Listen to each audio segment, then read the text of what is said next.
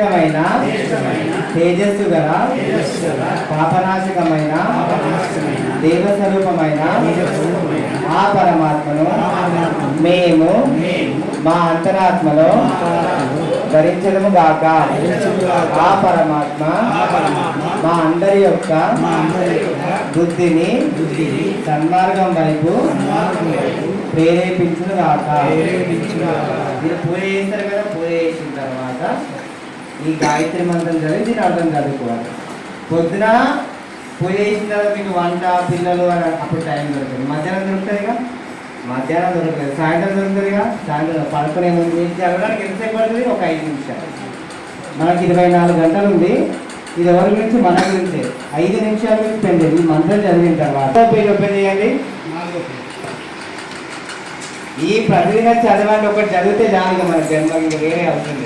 అందరూ చూడండి, ఇతరుల దోషాలను చూసే ముందు అనండి, ఇతరుల దోషాలను చూసే ముందు ఎవరైనా చెడ్డవాడని చెప్పే ముందు నీలో ఏదైనా చెడు ఉందేమో చూడు.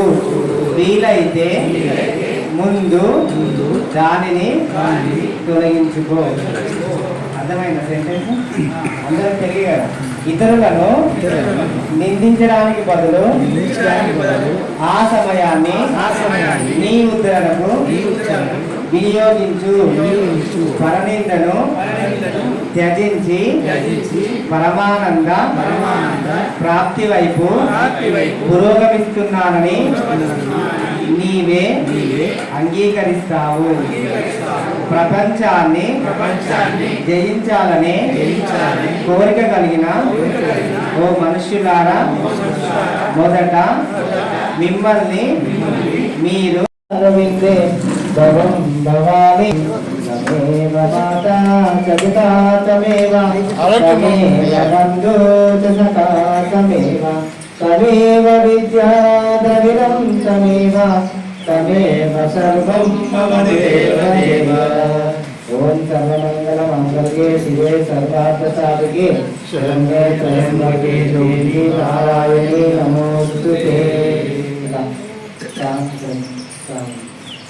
దేవుడికి లభించి సారథి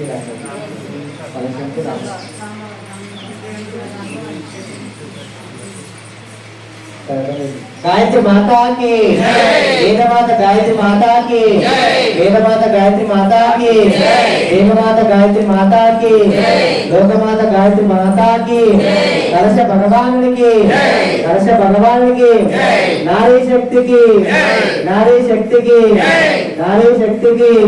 कलश పెట్టుకుంటామా? ఆరతి ముందు వెళ్ళండి. ఎవరైతే ఎత్తుకోలేదో తన పైన వాళ్ళు తీసుకుంటారు అక్కడ. ఓం భూర్భువః స్వాహ తత్సవితుర్వరేణ్యం భర్గోతి ప్రచోదయాత్.